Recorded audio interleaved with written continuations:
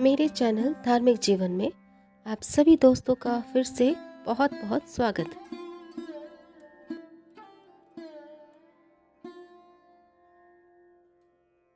छाता और जूता दान करने की प्रथा कैसे शुरू हुई? भगवान के माहात्म्य और प्रभाव का तथा शास्त्रों का ज्ञान जैसा भीष्म पितामह को था, वैसा कहीं और देखने को नहीं मिलता। महाभारत का एक पर्व दान पर्व के नाम से प्रसिद्ध है, जो उन्होंने युधिष्ठिर को सुनाया था।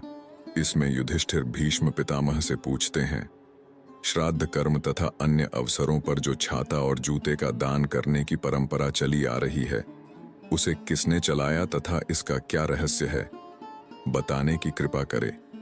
पितरों के निमित्त जूता और छाता दान करने का कारण श्राद्ध कर्म में और मनुष्य की मृत्यु के बाद एकादश श्राद्ध 11वें दिन और शय्या दान में छाता और जूता दान करने की प्रथा है। इसका कारण यह है कि यमलोक का मार्ग अत्यंत कष्टप्रद है। वहां ग्रीष्म ऋतु की सी तपन और निरंतर भीषण वर्षा होती रहती है। मार्ग बालू और कांटों से भरा है।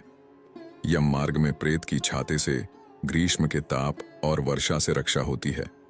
जूते उपानह मार्ग के कांटों से उसकी रक्षा करते हैं।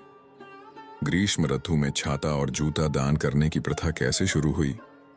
भीष्म पितामह ने युधिष्ठिर से कहा, ग्रीष्म ऋतु में छाता और जूता क्यों दान दिया जाता है?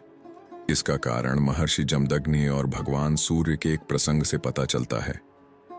एक बार भृगु ऋषि के पुत्र महर्षि जमदग्नि धनुष चलाने का अभ्यास कर रहे थे। वे बार बार धनुष पर बाण रखकर चलाते और दूर गए उन बाणों को उनकी पत्नी रेणुका लाकर दिया करती थीं। ज्येष्ठ का महीना था। प्रचंड गर्मी पड़ रही थी। धूप बहुत तेज थी। भूमि गर्म तंदूर की तरह भभक रही थी। बाण चलाने का अभ्यास करते करते दोपहर हो गई। रेणुका जी वृक्षों की छाया के नीचे नीचे चलकर जाती। बीच बीच में जलते हुए पैरों के तलवों और सिर को ठंडा करने के लिए वृक्ष के नीचे कुछ देर खड़ी हो जाती। तब कहीं जाकर बाण बीनकर महर्षि को लाकर देती थीं। एक दिन बाण बीनकर लाने में देर होने पर महर्षि ने पूछा, तुम्हारे आने में इतनी देर क्यों हुई? तब रेणुका जी ने तेज धूप के कारण सिर और पैर जलने की बात बताई। इस पर महर्षि जमदग्नि सूर्यदेव पर क्रोधित हो गए और बोले, जिसने तुम्हें कष्ट पहुंचाया है, उस सूर्य को मैं आज ही अपने बाणों की अस्त्राग्नि से गिरा दूंगा। ऐसा कहकर वे अपने दिव्य धनुष पर बहुत से बाणों को रखकर सूर्य की ओर मुंह करके खड़े हो गए। उन्हें युद्ध के लिए तैयार देखकर सूर्यदेव भयभीत हो गए। वे ब्राह्मण का वेश धारण कर महर्षि के पास आए और बोले, सूर्य ने आपका क्या अपराध किया है? सूर्यदेव तो आकाश में स्थित होकर अपनी किरणों द्वारा वसुधा का रस खींचते हैं और बरसात में उसे पुण्य बरसा देते हैं। वर्षा से अन्न उत्पन्न होता है और अन्न ही जीवों का प्राण है। औषधियां, लताएं, पत्र पुष्प आदि सूर्य की कृपा से ही उत्पन्न होते हैं। भला सूर्य को गिराकर आपको क्या लाभ मिलेगा?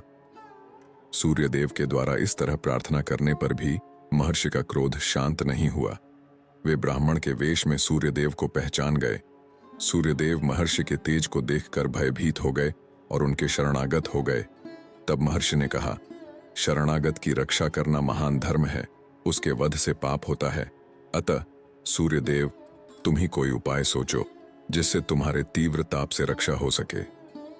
भगवान सूर्य ने महर्षि को शीघ्र ही छाता और जूता, उपानह, ये दो वस्तुएं प्रदान की और कहा, यह छत्र मेरी किरणों का निवारण करके मस्तक की रक्षा करेगा और ये जूते पैरों को जलने से बचाएंगे। आज से ये दोनों वस्तुएं जगत में प्रचलित होंगी और पुण्य के अवसरों पर इनका दान अक्षय फल देने वाला होगा।